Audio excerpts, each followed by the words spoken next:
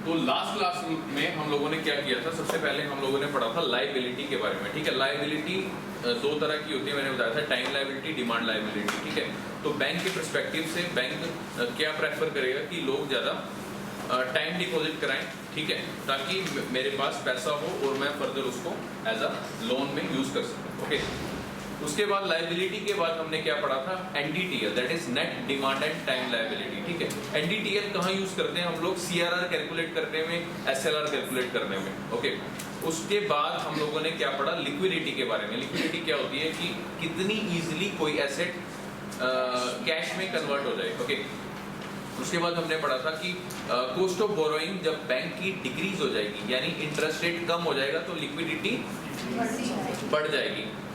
Inversely proportional है, ठीक है, उल्टा है। और कॉस्ट ऑफ बोरोइंग जब इंक्रीज हो जाएगी तो लिक्विडिटी डिक्रीज हो जाएगी। ठीक है, और लिक्विडिटी को कंट्रोल कौन करता है, आरबीआई करता है। आरबीआई लिक्विडिटी को कंट्रोल करता है, यानी कि मनी सप्लाई को कंट्रोल करता है। ओके, तो आरबीआई बना कब, फॉर्म कब हुआ, 1 अप्रैल 1935। ठीक है, by the virtue of which act, RBI act 1934। ठीक है, नेशनलाइज कब हुआ, 1 जनवरी 1949। ओके, और by the virtue of RBI act 1934 he can supervise all banks in India. ठीक है, और बैंक्स को रेगुलेट करने के लिए कौन सा एक्ट से पावर मिलती है उसको, बैंकिंग रेगुलेशन एक्ट 1949। बेटे आगे बोलो, गले में से हलक में से आवाज निकालो। ठीक है, उसके बाद हमने पढ़ा आरबीआई की दिव्य शक्तियों के बारे में। सबसे पहले हमने पढ़े फंक्शंस। ठीक है, सबसे पहला फंक्शन क्या है, sole authority to issue currency. और कौन सा सिस्टम है जिसके बिहाफ पे आरबीआई इशू कर सकता है पैसे, minimum reserve system. Very good ma'am.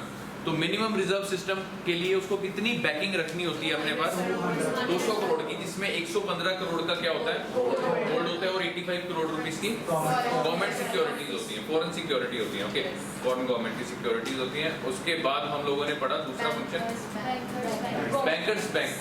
Bank को अगर पैसा चाहिए तो आरबीआई कैन प्रोवाइड। ठीक है, आरबीआई उसको एडवाइस भी देगा, व्हाटएवर। उसके बाद गवर्नमेंट्स बैंक की, गवर्नमेंट को अगर पैसा चाहिए तो गवर्नमेंट कह सकती है कि आरबीआई बेटा नोट छाप दो, आरबीआई बेटा छाप देगा नोट। ठीक है,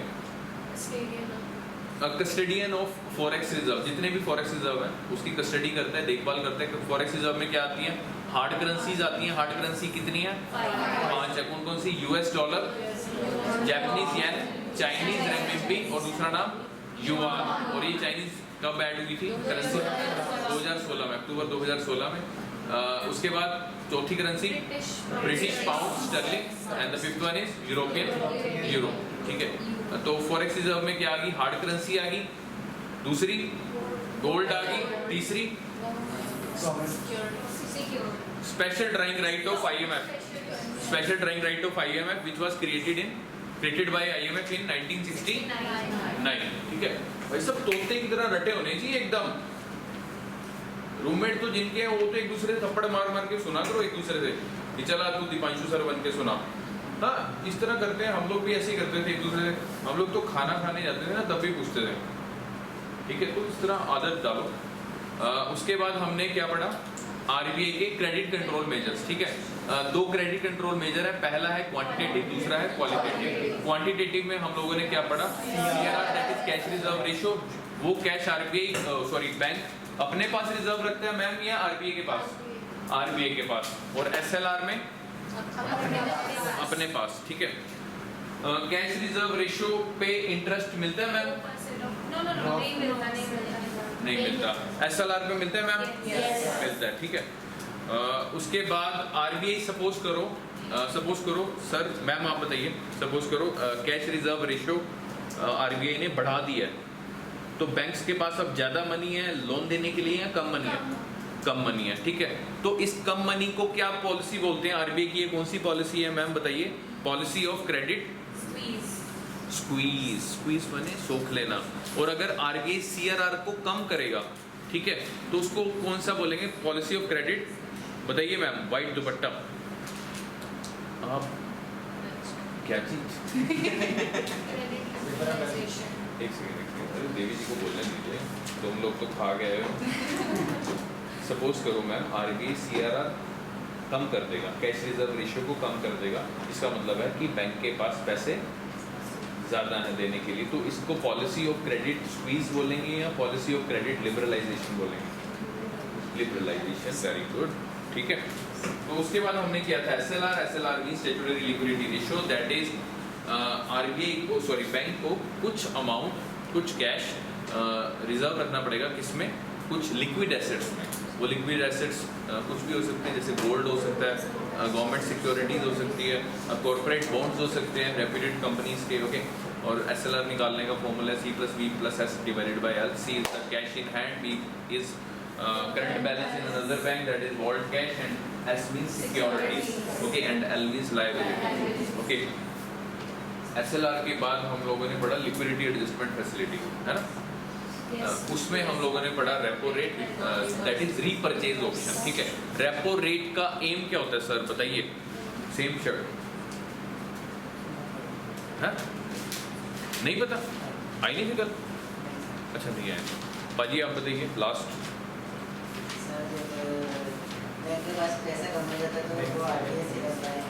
बिल्कुल, शॉर्ट टर्म के लिए लेता है सर, लॉन्ग टर्म के लिए? शॉर्ट टर्म के लिए एम क्या होता है सर? लिक्विडिटी को इंजेक्ट करना है या एब्जॉर्ब करना? इंजेक्ट करना, ठीक है। उसके बाद हम लोगों ने रिवर्स रेपो रेट पढ़ा, और रिवर्स रेपो रेट में हमने पढ़ा कि लिक्विडिटी को RBI एब्जॉर्ब करता है, ठीक है। तो इतना पढ़ा था, तो आगे चलते हैं हम लोग। फोर्थ में पहुंच गए थे आई गेस।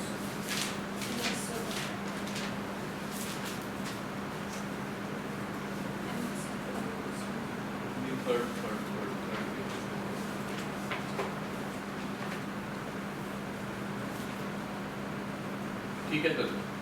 तो उसके बाद आता है लिक्विडिटी एडजस्टमेंट फैसिलिटी के, आपको बताया था मैंने 3 पार्ट्स हैं।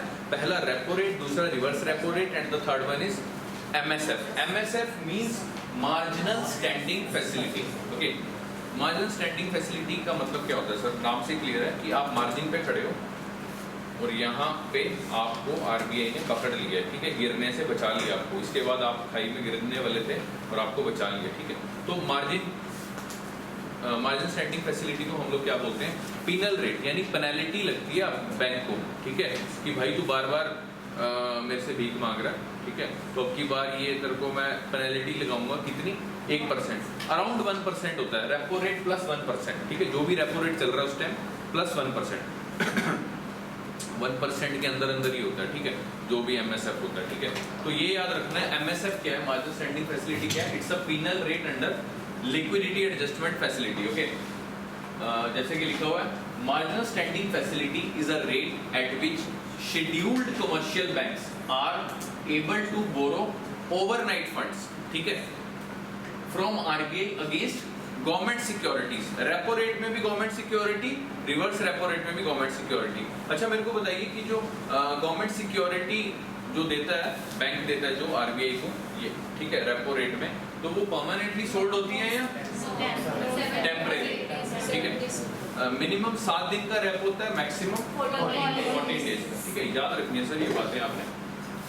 जैसे कि लिखा हुआ, then scheduled commercial banks are able to borrow overnight funds from RBI against government securities at 1% higher than the ongoing repo rate। जो भी रेपो रेट चल रहा है उसके प्लस 1%, ओके। आगे चलते हैं sir. Open market operations. Open market operations में क्या होता है कि गवर्नमेंट सिक्योरिटी, अभी तक आपने पढ़ा लिक्विडिटी एडजस्टमेंट फैसिलिटी में जो गवर्नमेंट सिक्योरिटी होती है वो परमानेंट सेल नहीं होती है, लेकिन ओपन मार्केट ऑपरेशन में गवर्नमेंट सिक्योरिटी परमानेंट सेल हो जाती है, ठीक है। Permanently sale and purchase of government security and treasury bills, ठीक है। दोनों में से लॉन्ग टर्म कौन सी है और शॉर्ट टर्म कौन सी है? गवर्नमेंट सिक्योरिटी लॉन्ग टर्म होती है, शॉर्ट टर्म होती है? गवर्नमेंट सिक्योरिटी लॉन्ग टर्म और ट्रेजरी बिल्स शॉर्ट टर्म, ठीक है, याद रखना। सिक्योरिटी बड़ी चीज है, तो गवर्नमेंट, अभी आपको बताएंगे गवर्नमेंट सिक्योरिटी क्या होती है, ट्रेजरी बिल क्या होते हैं, घबराने की जरूरत नहीं है। तो ओपन मार्केट ऑपरेशंस क्या होते हैं sir? Permanently sale and purchase of, sale as well as purchase of government securities and treasury bills by the RBI, and RBI carries out the open market operations through commercial banks and does not directly deal with the public. RBI government security bank को देता है, ठीक है, और बदले में उससे पैसे ले लेता है, या फिर बैंक से सिक्योरिटी लेगा परमानेंट और उसको पैसे दे देगा। तो गवर्नमेंट सिक्योरिटी जो होगी वो बैंक आगे फर्दर जनता को देगा, ठीक है ना, जिसके बिहाफ पे वो खरीदेंगे या बेचेंगे व्हाटएवर, ठीक है। Government security also known as gilt edge security. इसको गिल्ट एज सिक्योरिटी क्यों बोलते हैं अभी बताया जाएगा। तो इन्फ्लेशन के टाइम पे सपोज करो महंगाई हो रही है, तो आरबीआई गवर्नमेंट सिक्योरिटी बेचेगा या खरीदेगा। देखो महंगाई हो रही है, देखो ध्यान से सुनो, लॉजिकली सोचा करो, रट्टे मत मारो। महंगाई हो रही है, महंगाई क्यों हुई? महंगाई डिमांड के कारण हो सकती है। ज्यादा डिमांड ज्यादा क्यों करेंगे लोग? लोगों के पास पैसा है, ठीक है, यानी कि मार्केट में क्या है, ज्यादा लिक्विडिटी है, लिक्विडिटी को कम करना है। अब लिक्विडिटी कम कैसे होगी? गवर्नमेंट सिक्योरिटी दे देगा और उनसे पैसे ले लेगा ताकि बैंक फर्दर लोन ना दे। बैंक लोन नहीं देंगे तो लिक्विडिटी मार्केट में फालतू नहीं होगी, समझे मेरी बात? तो जैसा कि लिखा हुआ है, इन्फ्लेशन के टाइम पे आरबीआई गवर्नमेंट सिक्योरिटी बेच देगा। जब गवर्नमेंट सिक्योरिटी बेचेगा तो बदले में पैसे ले लेगा बैंक से, okay, and absorb the excess liquidity, okay. And deflation के टाइम में यानी मंदी के टाइम पे RBI buys the government security and inject the liquidity, यानी कि खरीदने के लिए उसको पैसे देने पड़ेंगे ना, पैसे देगा बैंक के पास और बैंक के पास ज्यादा पैसे होंगे तो बैंक फर्दर लोन देगा, बैंक लोन देगा तो मार्केट में लिक्विडिटी बढ़ जाएगी, ओके। ये समझ आया ओपन मार्केट ऑपरेशंस? ओके, ऐसे तो नहीं गर्दनें हिला रहे। ये गवर्नमेंट सिक्योरिटी होती है सर, ये इस तरह की अलग अलग अमाउंट्स की होती है गवर्नमेंट सिक्योरिटी। ये देख सकते हो, जैसे सपोज 110 रुपये की है गवर्नमेंट सिक्योरिटी, सस्ती वाली मिली थी, हमने पिक्चर चिपका दी थी, ठीक है। तो अभी गवर्नमेंट सिक्योरिटी के बारे में पढ़ते हैं। गवर्नमेंट सिक्योरिटी और इनको गिल्ट एज सिक्योरिटीज भी बोलते हैं। ये प्रीलिम्स में क्वेश्चन आया हुआ है, ठीक है। एक बात बतानी भूल गया यार आपको, कल जैसे मैम से पूछा था कि क्वेश्चन पेपर सॉल्व कर रहे हो, आप लोग नहीं कर रहे, क्वेश्चन पेपर सॉल्व करो यार। और जिनको इकोनॉमिक्स के क्वेश्चन सॉल्व करने हैं, मेरा एक टेलीग्राम पे वो है, क्या कहते हैं, चैट बॉक्स बोलते हैं, क्या बोल, ग्रुप बोलते हैं, हाँ ठीक है। बड़ी पहले बनाया था जब जवान होते थे, तो उसमें काफ़ी सारे क्वेश्चंस हैं, तो वो आप सॉल्व कर सकते हो, ठीक है। Knowledge east by Deepanshu Malhotra, knowledge east, ठीक है। उसमें कई सारे एमसीक्यूज हैं इकोनॉमिक्स के, जिनको लगता है कि मैं इकोनॉमिक्स में धुरंधर बन गया हूँ, वो सारी ना चैट नीचे करके, मतलब समझ गए ना, क्वेश्चन काफ़ी सारे होंगे, वो नीचे करके शफल करके आप सॉल्व करते रहना, ठीक है, तो पता चलता रहेगा। Knowledge east by Deepanshu Malhotra, ठीक है। और जिन लोगों ने मेरा YouTube चैनल सब्सक्राइब नहीं किया है तो वो भी कर लेना, वो भी इसी नाम से है, ठीक है, कर लेना यार, तुम्हारा कौन सा बिल लग रहा है, ठीक है। एनीवेज उस पर भी कई सारे MCQs की वीडियोस डाली हुई हैं, एक्सप्लेनेशन डाली हुई हैं, इवन इकोनॉमिक्स के भी लेक्चर हैं, ओके। तो आप जब भी टाइम हो तो देख सकते हैं। बेल आइकन दबाना मत भूलिएगा so that you can receive a notification of any new video, okay। So gilt edge security और government security क्या होती है sir? Government security are the instruments issued by government, ठीक है। Government security है तो जाहिर सी बात है गवर्नमेंट इशू करेगी, ठीक है, to borrow money from the market, market से पैसा लेने के लिए बेसिकली, ठीक है ना। It is created and issued by government for the purpose of raising public loan, ठीक है, जनता को लोन देने के लिए ताकि पैसे हों, ठीक है। और एनी अदर पर्पस, और भी कोई पर्पस हो सकता है। सपोज करो गवर्नमेंट को पैसे चाहिए, गवर्नमेंट ने क्या कहा कि आरबीआई बेटा एक काम करो, ये 500 करोड़ रुपए की गवर्नमेंट सिक्योरिटी आप पकड़ो, आप ये सभी बैंकों में बांट दो और बैंक से बदले में इससे क्या ले लो, पैसे ले लो, ठीक है ना।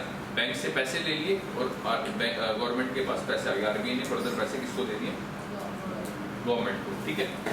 तो ये पब्लिक लोन रेज करने के लिए भी हो सकती है और किसी पर्पस के लिए भी हो सकती है, और किसी पर्पस के लिए भी, as be notified by the government, ठीक है, in its official gazette and having one of the forms mentioned in the government securities act 2006। कई बार इस तरह पूछ लेते हैं कि गवर्नमेंट सिक्योरिटीज कॉन्स्टिट्यूशन में मेंशन है, अभी बताया मैंने किसमें मेंशन है, कॉन्स्टिट्यूशन में मेंशन है, गवर्नमेंट सिक्योरिटीज एक्ट में मेंशन है, एक्ट में मेंशन है सर, ध्यान से देखो, एक्ट मीन्स कॉन्स्टिट्यूशन में थोड़ी मेंशन है, एक्ट है यार इसके लिए अलग से, ठीक है। दो तरह की होती है government security, short term security, long term security, ठीक है। शॉर्ट टर्म सिक्योरिटी किसको बोलते हैं, जिसको ट्रेजरी बिल्स को, ठीक है, ट्रेजरी बिल, ट्रेजर का मतलब होता है खजाना, ओके। इनका मैच्योरिटी पीरियड कितने टाइम का होता है, 1 साल से कम का होता है, लेस देन 1 ईयर। सर ये जरूर याद रखो, ये प्रीलिम्स के क्वेश्चन है।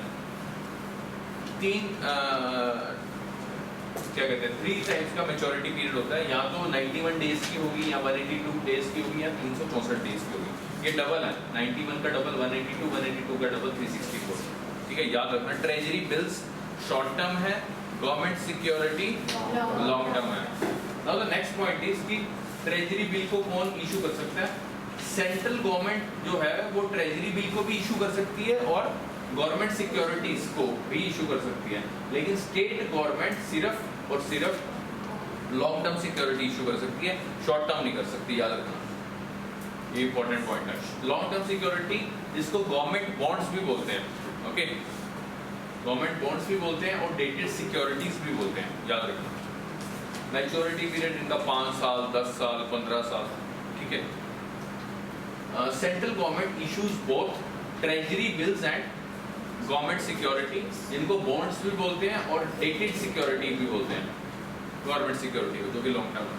और state government issue only bonds और dated security, that is long term security, और इसको कई बार स्टेट डेवलपमेंट लोन्स भी बोलते हैं, याद रखना सर, जो प्री के पॉइंट्स हैं याद रखिए, स्टेट डेवलपमेंट लोन्स भी बोलते हैं। आगे चलते हैं सर, गवर्नमेंट सिक्योरिटी के बेनिफिट्स क्या क्या है। अगर आप गवर्नमेंट सिक्योरिटी में इन्वेस्ट करो, आपने कभी SBI बैंक में जाना या किसी भी सरकारी बैंक में, तो उनसे पूछना कि मेरे को इन्वेस्ट करना है लॉन्ग टर्म के लिए, इन्वेस्ट मत करना अपनी जनरल नॉलेज बढ़ाने के लिए, तो वो बात की बात है, वो बैंकर आपको बाद में थप्पड़ मारेगा, इतना टाइम वेस्ट करा दिया मेरा, ठीक है। तो कोई दिक्कत नहीं, मैं तो सीरियसली कह रहा हूँ, हम लोग जाते थे बैंक में, मैं तो उससे रेपो रेट पूछने लग जाता था कि रेपो रेट का क्या सीन होता है, ये क्या होता है, तुम लोग कुछ देते हो क्या, ऐसे वैसे, तो बताने लग जाते हैं। फिर तुमने क्या कर रहा है, मैं कुछ नहीं यार, मैं तो तैयारी कर रहा हूँ, मैं तो टाइम पास करने के लिए आया, तो यहाँ से निकल रहे थे, मैंने कहा SBI में 15 मिनट तक क्लैरिटी होती है, क्योंकि ना जब आप प्रैक्टिकल कोई चीज़ कर लेते हो ना, मतलब सामने वाला बंदा जो है इस फील्ड में, उसी से पूछ लिया कि भाई ये होता क्या है। SBI बैंक में जैसे जाओगे ना, तो वो आपको दिखाएंगे कि इस तरह से बॉन्ड्स होते हैं, गवर्नमेंट बॉन्ड्स होते हैं, 8 साल का, 10 साल का।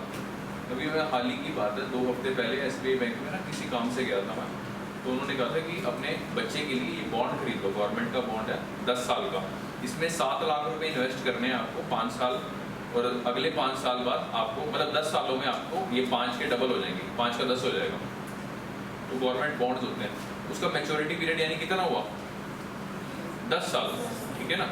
तो इससे क्या होता है, आपको चीज़ समझ आती है, अच्छा वही है ये जो सर ने क्लास में समझाया था, समझ ना, पिक्चर क्लियर हो जाती है जो धुंधली होती है। गवर्नमेंट सिक्योरिटी के बेनिफिट्स क्या हैं सर, सबसे पहली चीज, एक तो पॉपुलर इन्वेस्टमेंट एसेट्स है सर, दो you don't know this thing but still it's a popular thing, ठीक है। Assets, popular investment assets for financial institution, specially commercial banks, ठीक है।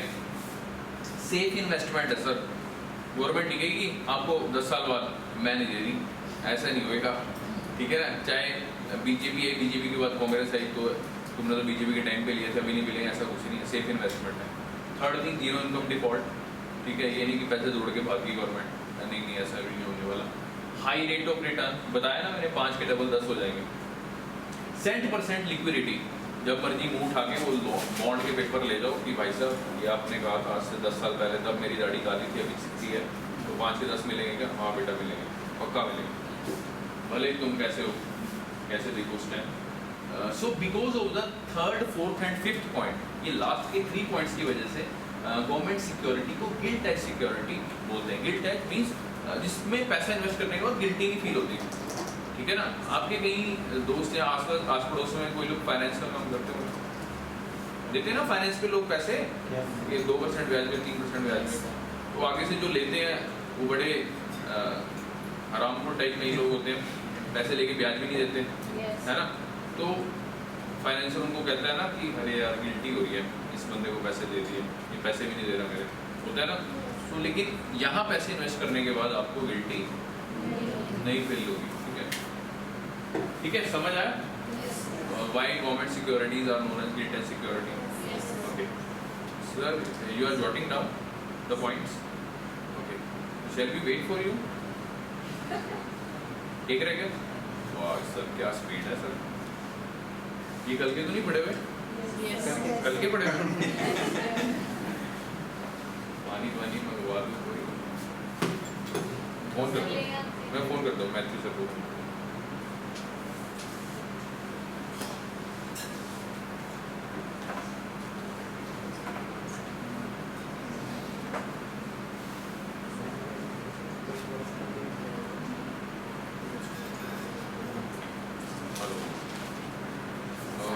पानी पीजिएगा? 2 गिलास पीना।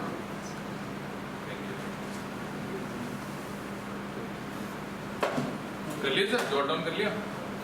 कोई रह तो नहीं गया परिंदा जिसने नोट ना किया? मैम कर लिया नोट? अच्छा ठीक, वो पीछे देगी कर लिया? हाँ नोट्स अच्छा है, अच्छा समझ आ गया मैम। अच्छा ऐसे ही रहते हो आप, कुक्कड़ बन के बैठते हो, मतलब कहते हैं ऐसा करो बोल के एकदम ऐसे नहीं भैया स्टॉच होके बैठते हैं लोग, बोल के दिखाओ खुल के यार। ठीक है okay. Next point bank rate. Bank rate क्या होता है सर? बैंक रेट वो होता है सर, अभी तक तो हम बातें कर रहे थे कि भाई साहब शॉर्ट टर्म के लिए अगर बैंक को पैसे चाहिए तो बैंक के पास 3 रास्ते हैं। कौन कौन से? अगर बैंक को ध्यान से सुनिए, कान की खिड़कियां खोल के, अगर बैंक को शॉर्ट टर्म के लिए पैसे चाहिए, 7 दिन के लिए या 2 हफ्ते के लिए पैसे चाहिए बैंक को शॉर्ट टर्म के लिए, यानी तो बैंक किससे भीख मांगता है? RBI। ठीक है, तो ये शॉर्ट टर्म की बात होगी, शॉर्ट टर्म लोन के लिए। लेकिन अगर बैंक को लॉन्ग टर्म के लिए चाहिए, लंबे समय के लिए चाहिए, तो उसके लिए क्या होता है सर? हमारा बैंक रेट। ठीक है, लेकिन अभी आपको बता दूं कि अभी रेपो रेट में भी थोड़ा सा टाइम पीरियड बढ़ा दिया, अभी रिसेंटली हुआ। ठीक है, याद रखना है आपने, and that is your homework. और लास्ट क्लास में भी मैंने एक होमवर्क दिया था कि जो हार्ड करेंसीज हैं उसकी जो वेटेजेस साइन हुई हैं उसका क्या क्राइटेरिया है।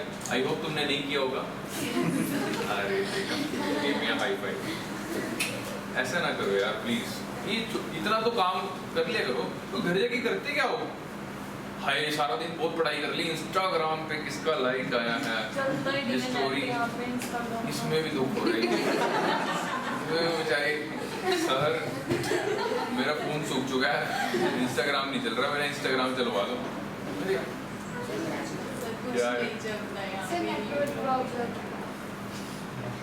अरे नेटवर्क प्रॉब्लम तो है, मैं तुमसे ये नहीं कह रहा इंस्टाग्राम चलना चाहिए, मैं तुमसे पूछ रहा हूँ घर जाके करते क्या हो? यहाँ से जाने के बाद क्या करते हो? गिर जाते हो क्या? पड़ जाते हो? सो जाते? हाँ देवी जी 5-10 मिनट सिर्फ रेस्ट, उसके बाद फिर सिपाही की तरह पढ़ाई। हाँ ऐसा यार 13 घंटे ना पढ़ो, कम से कम 8 घंटे तो पढ़ लो। 3 घंटे सुबह के, 3 घंटे रात के, अपने पर्सनल कह रहा हूँ मैं, इंस्टीट्यूट में जो पढ़ते हो वो तो अलग है।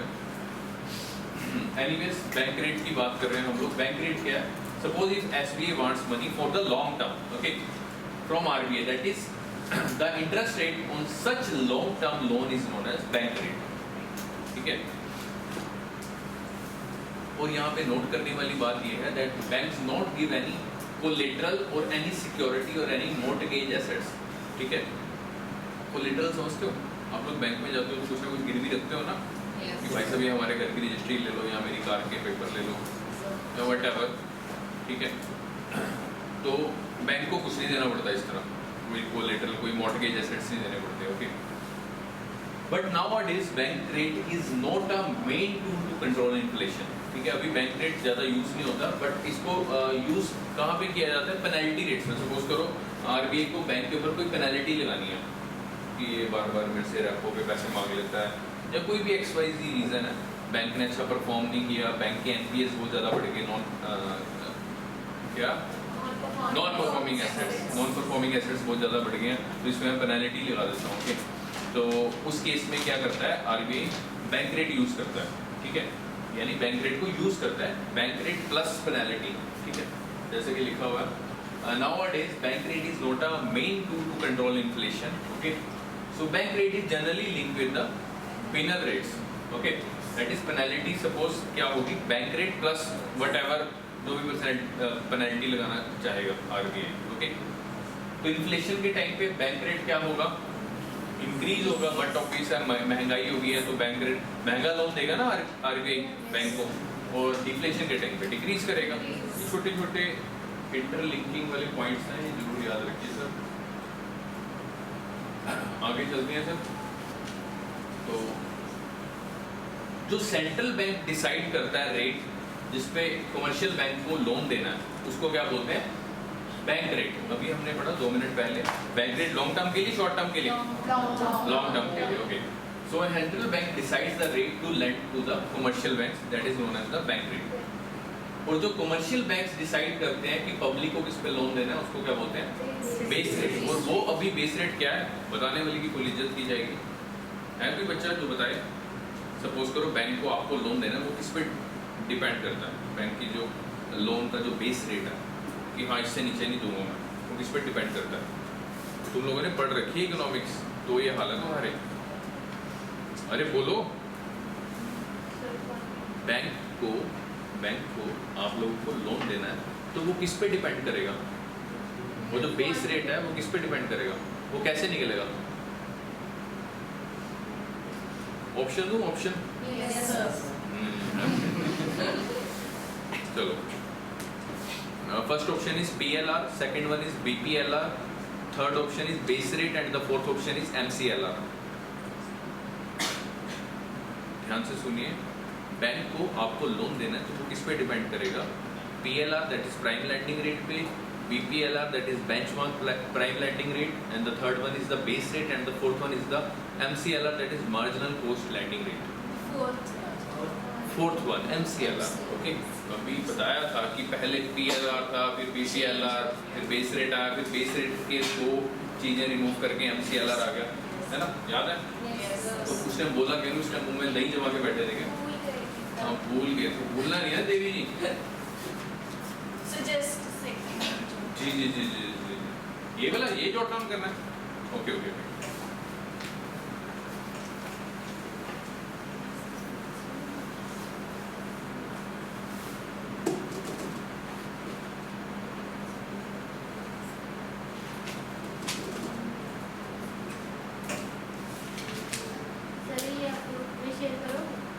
क्या ये स्लाइड्स, हाँ मैं कर दूंगा, वैसे मैंने पहले भी की हुई है, बट अगर आपको लगता है कि किसी के पास नहीं है तो you can message, I will share, okay, no issue. आप मेरे को मैसेज कर देना, मैं आपको कर दूंगा, कोई दिक्कत नहीं। ओके सर, आगे चलते हैं। तो ये हमारा चार्ट है सर, ये आपको रटना पड़ेगा, फ्री में क्वेश्चन पक्का आएगा। आपको मतलब रिलेशन पता होना चाहिए कि जब डियर मनी पॉलिसी, अच्छा पॉलिसी डियर मनी कब कहलाएगी, डियर का मतलब डियर, अब ये मेरा बच्चा डियर है, डियर का मतलब क्या हुआ, ये मेरा प्यारा है, तो मैं प्यारे को अपने पास रखूंगा या प्यारे को मैं कहूँगा जा दफा पास रखूंगा, ठीक है। तो पैसा डियर मनी पॉलिसी कब होगी, जब आरबीआई पैसे को अपने पास रखना चाहेगा, जनता में क्या बोलेंगे, फैलाएगा नहीं, ओके। तो डियर मनी पॉलिसी कब होगी, टू फाइट द इन्फ्लेशन, यानी महंगाई से लड़ने के लिए, और चीप मनी पॉलिसी होगी टू फाइट द डिफ्लेशन, ठीक है, यानी मंदे से लड़ने के लिए, ओके। तो डियर मनी पॉलिसी के टाइम पे यानी इन्फ्लेशन से लड़ते वक्त जो रिजर्व रेशियो है, जैसे कि CRR और SLR है, रिजर्व रेशियो है दोनों, ठीक है। तो ये क्या होंगी, महंगाई के टाइम पे इंक्रीज और डिफ्लेशन के टाइम पे डिक्रीज हो जाएगी, तो उस वक्त चीप मनी पॉलिसी बोलते हैं, ठीक है। पैसा खुल रहा है, ये मेरा घटिया दोस्त है, इसको कोई नहीं, उधर भी मुंह मार रहे, उधर भी जा रहे, कोई दिक्कत नहीं, चीप है, चीप मनी पॉलिसी। तो वो नोट क्या होगा, पैसा वो चीप है, ठीक है, मंदी के टाइम पे, क्योंकि लोगों के पास पैसा नहीं है। आरबीआई का काम क्या, थोड़ी सी लिक्विडिटी बढ़ाएं ताकि मार्केट में थोड़ी सी हलचल हो, okay. Second thing, open market operation. Open market operation, inflation के टाइम पे आरबीआई सिक्योरिटीज सेल करेगा और डिफ्लेशन के टाइम पे बाय करेगा, ठीक है ना। रेपो रेट इंक्रीज करेगा इन्फ्लेशन के टाइम पे, डिफ्लेशन के टाइम पे डिक्रीज करेगा। और रिवर्स रेपो रेट की जो डिपेंड करता है वो रेपो रेट पे डिपेंड करता है, ठीक है। हाँ हाँ ले लो।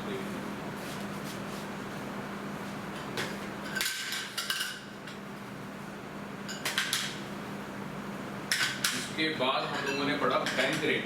बैंक रेट इन्फ्लेशन के टाइम पे इंक्रीज होगा और डिफ्लेशन के टाइम पे डिक्रीज होगा, ठीक है। और एमएसएफ की वैल्यू आपको बताई दी है, रेपो रेट के साथ लिंक करती है, बताया ना। एमएसएफ क्या होता है? मार्जिनल स्टैंडिंग फैसिलिटी, ठीक है, जो कि क्या है? पिनल रेट है। पिनल रेट क्या होता है? यानी कि रेपो रेट प्लस 1%, ठीक है। तो इसकी वैल्यू किस पे डिपेंड करती है? रेपो रेट पे, ठीक है। तो इंडिपेंडेंटली इंक्रीज डिक्रीज नहीं कर सकते। तो अभी कुछ प्यारे प्यारे मीठे मीठे क्वेश्चंस जो बच्चों की औकात का पता चलेगा इससे, ध्यान से देखेंगे। हाँ हाँ बिल्कुल, सारे हट जाते हैं।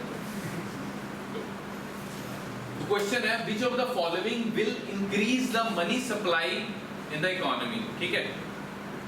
अपने मन में रखना इसके जवाब, ध्यान से सुनो, अपने मन में रखो। जब मैं जिससे पूछूंगा उसी को देना इसका जवाब। Which of the following will increase the money supply in the economy, यानी कि इकोनॉमी में मनी सप्लाई बढ़ानी है, यानी लिक्विडिटी बढ़ानी है सर हमें।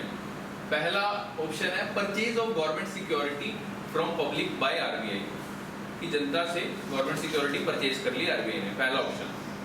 दूसरा sir deposit of currency in commercial banks by the public, जनता ने अपना सारा पैसा बैंकों में जमा करा दिया। तीसरा borrowing by government from RBI, कि गवर्नमेंट ने आरबीआई से पैसे कुछ बोरो किए। और चौथा है sir sale of government security to the public by RBI, की गवर्नमेंट सिक्योरिटी सेल आउट कर दी। तो इसमें से कौन से ऑप्शन की वजह से मनी सप्लाई इकोनॉमी में इंक्रीज होगी? ध्यान से पहले सोच लीजिए, अभी देना मत जवाब।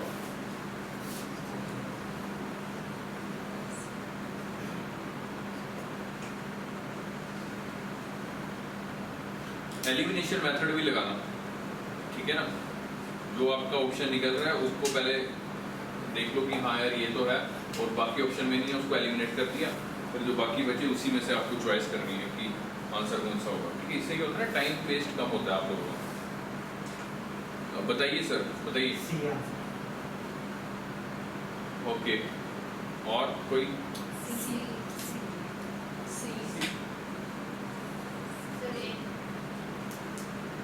Okay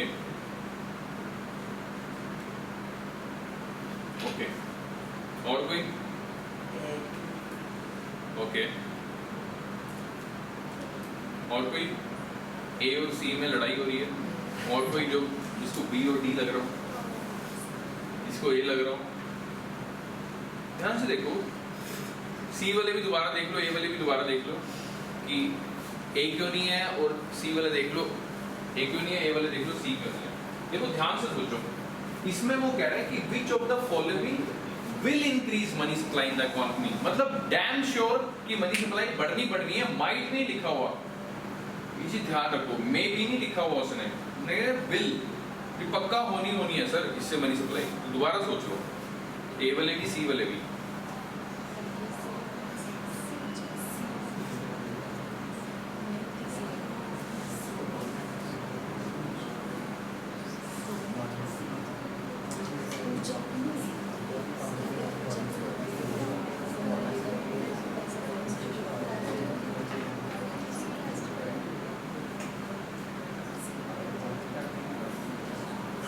done? सी वाले सी पे ही हैं और ए वाले पे ही हैं। अगर तो यहाँ पे ऑप्शन में होता ना अगर मे बी, तो इसका आंसर आता सी, लेकिन इसका आंसर है ए। अब ध्यान से सुनो क्यों।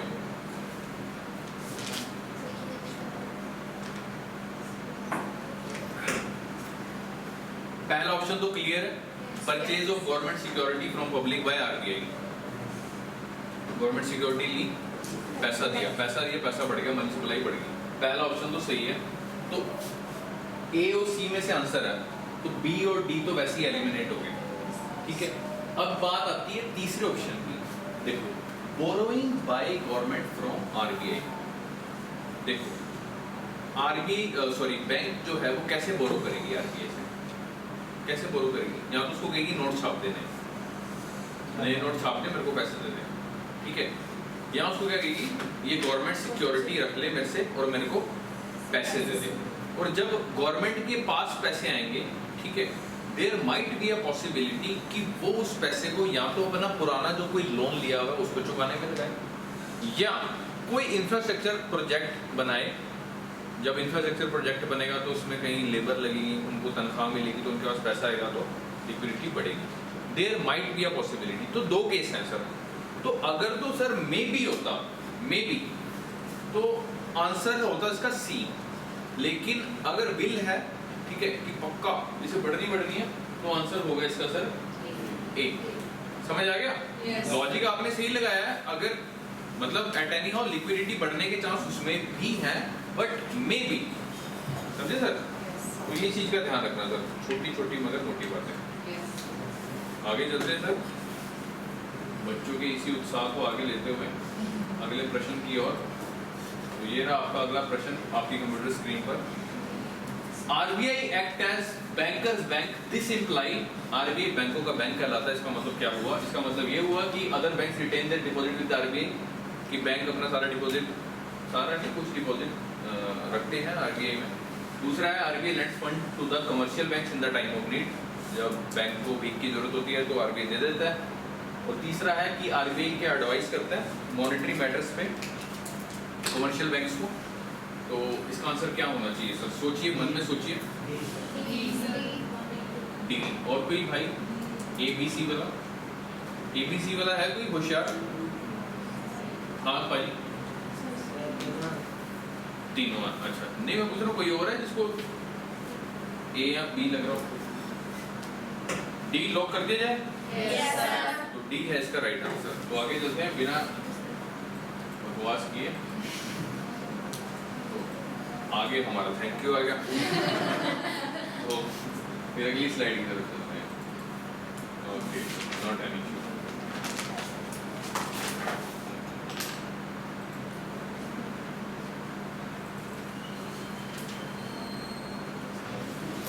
ठीक है सर, अभी तक तो आपने करे थे क्वांटिटेटिव क्रेडिट कंट्रोल मेजर, अभी बारी आ गई sir qualitative credit control measure की। ठीक है, यानी कि किस पर्पस के लिए लोन दिया जा रहा है, यानी स्पेसिफिक हो गया यहाँ पे। ठीक है, आरबीआई अब देखिए किस स्पेसिफिक पर्पस के लिए दिया जा रहा है लोन। ठीक है, पहले वाले में हमने देखा था किस क्वांटिटी में लोन दिया जा रहा है। तो क्वालिटेटिव क्रेडिट कंट्रोल मेजर क्या कौन से होते हैं? Through which it controls not only quantum, मतलब क्वांटम भी देखेगा but at the same time also controls the purpose for which banks gives credit, that is productive or unproductive। ठीक है ना, लास्ट क्लास वाला एग्जांपल याद है ना, वो ठेके वाला और स्कूल वाला। हाँ ठीक है, तो पहला मेजर है sir rationing of credit. Rationing of credit का मतलब है कि क्रेडिट को रैशनलाइज करो। ठीक है, क्रेडिट यानी लोन को रैशनलाइज करो कि ये लोन किसी भी ऐसे किसी सेक्टर को दिया जा रहा है जिसको जरूरत नहीं है, या उस सेक्टर को दिया जा रहा है उसको जरूरत है। तो रैशनिंग ऑफ क्रेडिट में आरबीआई कहता है कि आपने कुछ क्रेडिट सिर्फ किसके लिए रखना है? प्रायोरिटी सेक्टर के लिए। ठीक है, वो प्रायोरिटी सेक्टर्स क्या हैं आपको बताते हैं। जैसे कि आपका एग्रीकल्चर हो गया, आपको पता है कृषि तो हमेशा प्रायोरिटी में रहती है। MSMEs, micro and small medium enterprises, export credit, education loan. ठीक है, आपका होमवर्क है, आपको ब्रैकेट में आपका होमवर्क है, आप अपने आप लिखना कि एजुकेशन का कितना लोन दिया जाता है, अगर बाहर जाना है और इंडिया में जाना है कितना लोन प्रायोरिटी सेक्टर में है, ये आपका होमवर्क है। ये आया हुआ था क्वेश्चन प्रीलिम्स में, आई डोंट नो मैंने मेंशन तो नहीं किया। हाउसिंग का भी आपने देखना है कितना लोन दिया जाता है प्रायोरिटी सेक्टर्स में। ओके, उसके बाद सोशल इंफ्रास्ट्रक्चर, गरीबों के लिए घर वर बनाने, ये वो। Renewable energy, very important point. Okay, और others depend on the RBI. ठीक है, तो ये है सर 8 आपके प्रायोरिटी सेक्टर्स। ठीक है, तो रैशनिंग ऑफ क्रेडिट का मतलब क्या है कि इसमें आरबीआई कंट्रोल करता है, कंट्रोल्स द क्रेडिट ग्रांटेड और allocated by the commercial banks और fix maximum limit for the loans that commercial banks can provide to different sectors of the economy. इसमें लिमिट तय करता है आरबीआई कि हाँ यार प्रायोरिटी सेक्टर को आपने इतना देना है, ये वाले सेक्टर को आपने इतना देना है, ये वाले सेक्टर को आपने इतना देना है। समझे सर? तो इसको बोलते हैं सर रैशनिंग ऑफ क्रेडिट। जैसे कि लिखा हुआ है example RBI give direction to the banks to provide 40% credit at any point of time to identify the priority sector. आपको प्रायोरिटी सेक्टर आइडेंटिफाई करने हैं out of that 8 sectors, okay. तो उनको आपने 40% जो है अपना लोन देना है, ओके। उसके बाद सेकंड मेजर है सर हमारा variation of marginal requirement.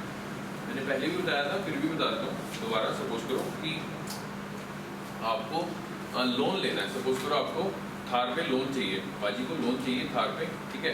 Thar है 16 लाख रुपए की इस टाइम, ठीक है। तो गए आप बैंक में, बैंक मेरे को 16 लाख रुपए का लोन मिल गया। बैंक ने कहा थप्पड़ मारूंगा, 16 लाख रुपए थोड़ी दे दूंगा मैं तेरे को। तो भाई दिल पे लगी बात, 16 लाख रुपए बैंक ने देगा तो मैं फिर घर से भी मांगूंगा। तो कहा कि कोई नहीं बेटा, दिल छोटा मत कर, 16 लाख की जगह तेरे को हम 6 लाख का लोन दे देंगे, 10 लाख तू अपने घर से अरेंज कर या इधर उधर से बिग मांग, ठीक है। तो वो जो 10 लाख है वो क्या है सर, मार्जिन है।